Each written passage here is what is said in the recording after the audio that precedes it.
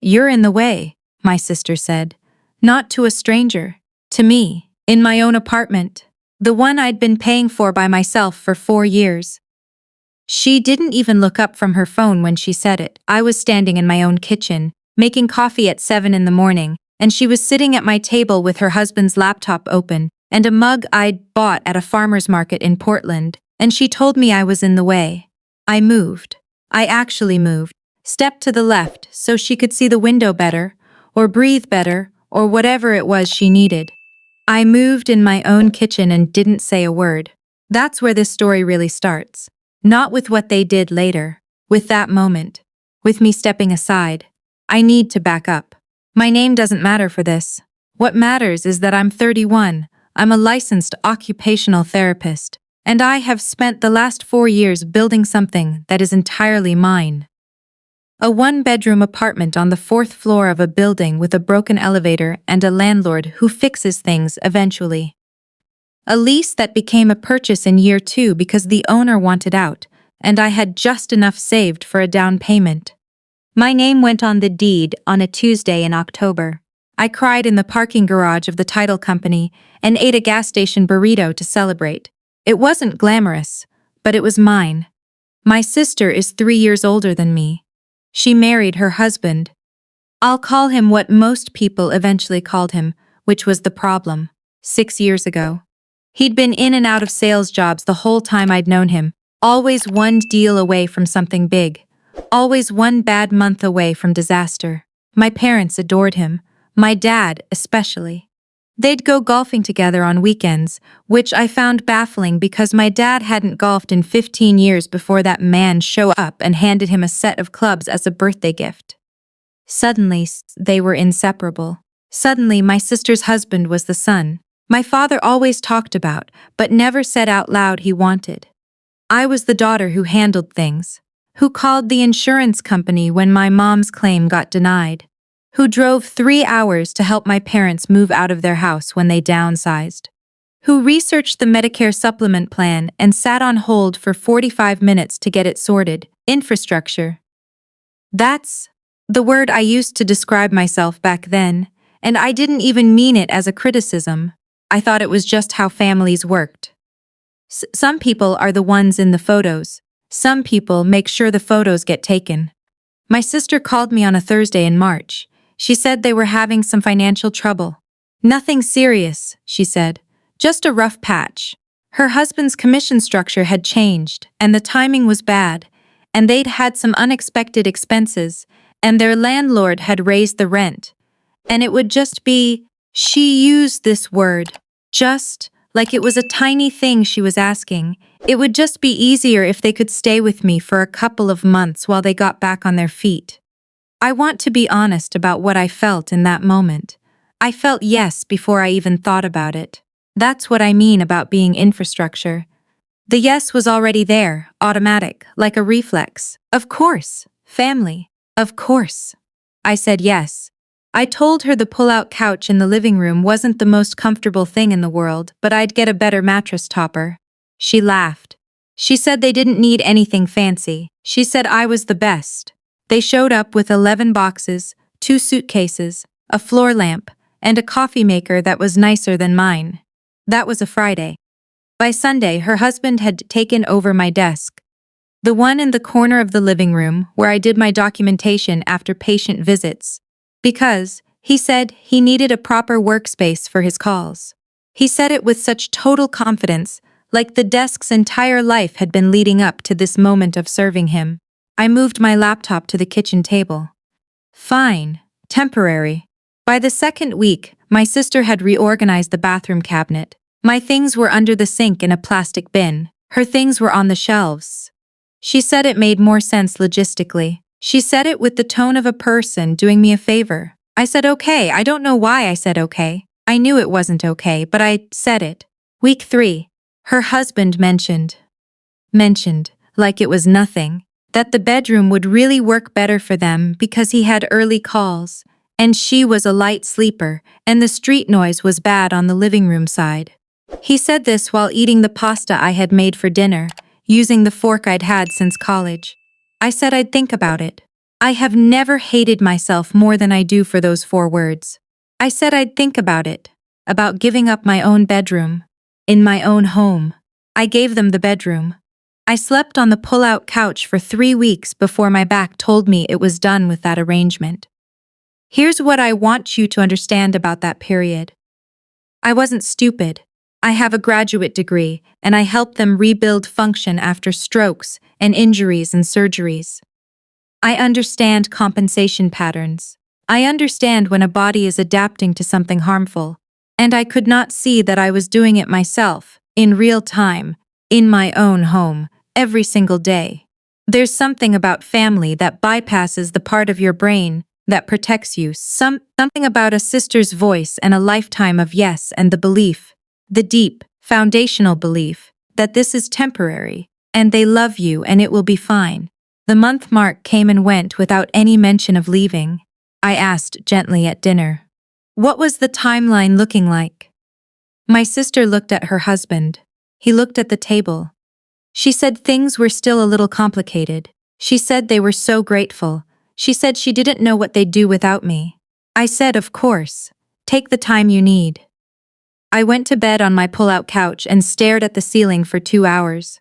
The second month, her husband started having what he called business calls in the evenings. Loud ones. I could hear him from the kitchen, from the bathroom, from everywhere in a 1-bedroom apartment. I put in earbuds. I started doing my documentation at the coffee shop 3 blocks away, paying $4 for an oat milk latte just to sit somewhere that felt like mine. My sister started having her friends over on weekday afternoons. I'd come home from a full day of patients, and there would be 2 or 3 women in my living room, and my sister would introduce me with a kind of casual ownership, like she was saying, "This is the place," instead of "This is my sister." I started noticing other things. My shampoo running out faster than it should. A package of crackers I'd bought disappearing. Small things. The kind of things you feel petty for noticing. I noticed them anyway. I went home one Tuesday evening and found a key I didn't recognize on my kitchen counter. I asked my sister whose it was. She said, "Oh, that was a spare she'd had made, for convenience. In case one of them got locked out, she'd had a copy of my key made without asking me." I stood in my kitchen looking at that key for a long time. I said, "Okay."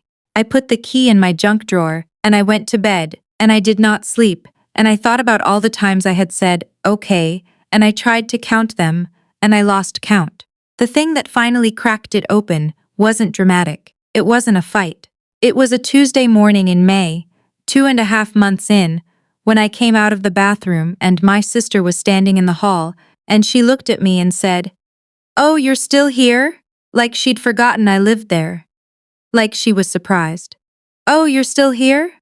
I went to work. I sat in the parking lot for 10 minutes before I went inside. I called my friend, the only person besides my patients I'd talked to honestly in months, and I told her what was happening. All of it. Starting from the boxes and ending with, "Oh, you're still here." My friend said, "Honey, this has to stop." I said, "I know." She said, "Do you?" I went home that night and I made a list on a paper napkin because I didn't want it on my phone. I folded it in half. On one side, I wrote what I lose if I do nothing. On the other side, I wrote what I lose if I act. The nothing side filled up fast. The act side had one line, "I might hurt their feelings." I stared at that for a long time. Then I called my building management company and I asked them to walk me through the legal process for asking someone to vacate. The woman I spoke to was matter-of-fact and kind. She said, "Given that there was no lease agreement, no rent payment, no formal arrangement of any kind, I had significant latitude." She said I should document everything and give written notice. I asked if I needed a lawyer. She said it couldn't hurt. I found one the next day. A woman who did tenant and property law. I found her through my state bar's referral service. She charged $350 for an initial consultation. I sat across from her with my paper napkin and my phone full of notes, and I told her everything. She asked me one question. "Is your name on the deed?" I said yes. She nodded and said, "Then let's talk about your options. I want to be clear about something. I was not trying to hurt my sister. That was not the goal. The goal was to get my apartment back, to sleep in my bedroom again, to make a cup of coffee in the morning without being told I was in the way. That was the whole goal. It was not complicated. What happened next is where it became complicated. My lawyer pulled the public property records on my apartment as a matter of routine. She called me 3 days after our first meeting. She said she'd found something. 11 weeks earlier, which was, she told me, about 3 weeks after my sister and her husband moved in. A home equity line of credit had been opened against my property. I had not opened a home equity line of credit. The signature on the application looked like mine. It was not mine. The income documentation attached to it listed a salary I didn't make at a job title I didn't have. The contact phone number on the application was not mine. $55,000 had been drawn against my home. I sat in my car in the parking lot of my therapist's office. I had started seeing a therapist 3 weeks in, which was the smartest thing I did in this whole story. And I read that sentence 3 times. $55,000. Drawn against my home. My home that I had cried about in a parking garage, that I had eaten a gas station burrito to celebrate, that was entirely mine. I called my lawyer from the car. She told me not to contact my sister or her husband. She said to let her handle the next steps. She said to go home and act normal. I drove home. I made dinner. My sister's husband was on a call. My sister was watching something on my television. I sat on my pull-out couch and I watched the same show, and I did not say a single word about what I knew. That was the hardest night of my entire life. The fraud referral went to the bank within the week. My lawyer contacted the relevant department, provided the documentation, and flagged the forged signature and the false income verification. The bank froze the line of credit. They opened a fraud investigation. Because the amount exceeded a certain threshold, it was automatically escalated to the bank's internal fraud unit, who passed it to law enforcement. I came home on a Friday evening to find a notice on my door. It was from my lawyer's office. A formal letter requiring my sister and her husband to vacate the premises within 30 days. I knocked on my own bedroom door to give it to them. My sister opened it. She looked at the envelope. She looked at me. I said, "I need you to read that." She read it. I watched her face. She said, "What is this?" I said, "It's a notice to vacate. You have 30 days. She said, "You're joking." I said, "I'm not." Her husband appeared behind her. He took the letter. He read it. His face didn't change for a moment and then it changed all at once. He said, "This is a mistake." I said, "It's not." My sister started crying. She said I was overreacting. She said she couldn't believe I was doing this to family. She said they had nowhere to go. I said I understood. I said they had 30 days. I slept in my bedroom that night for the first time in 2 months. I lay there in my own bed in the dark, and I listened to them talking in the living room, their voices low and urgent, and I felt something I hadn't felt in a long time. Not happy, exactly, not triumphant. Just present. Like I was back inside my own life. The next 3 weeks were not pleasant. My sister alternated between crying and silence.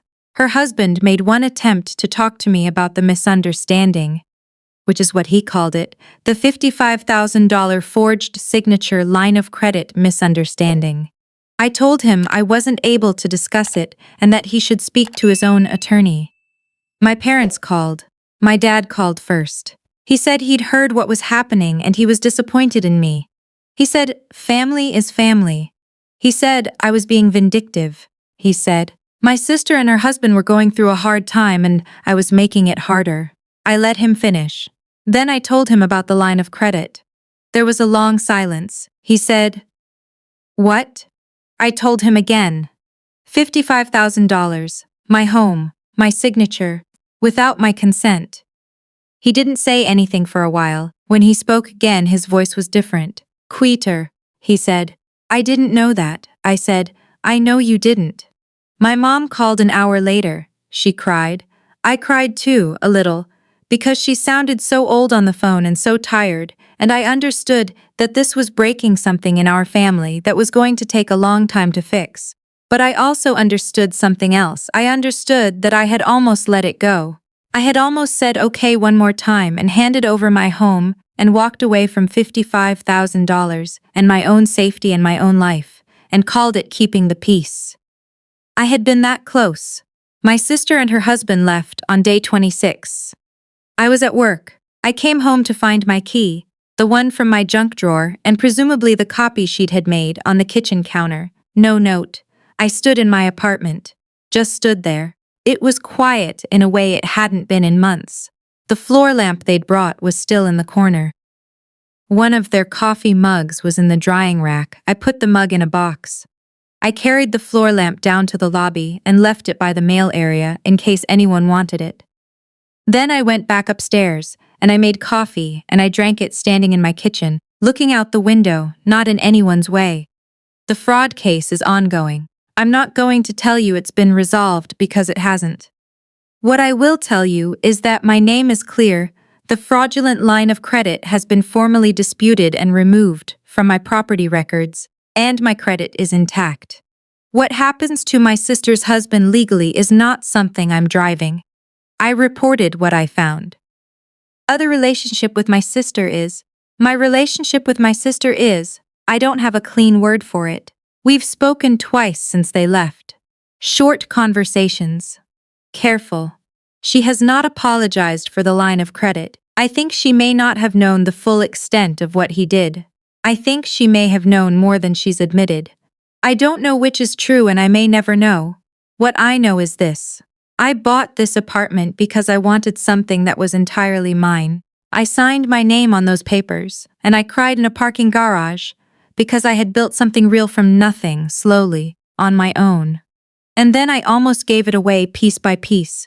My desk, my shelf space, my bedroom, my key, my equity, my sense of what I was allowed to have, because I had spent my whole life believing that keeping my family comfortable was the same thing as being loved. It isn't.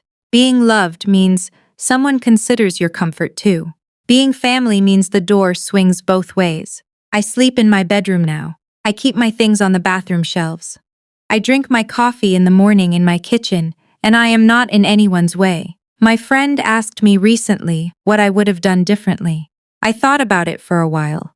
I said, I would have said no the first time, not the 37th. She nodded. She said, better late than never. I said, yeah.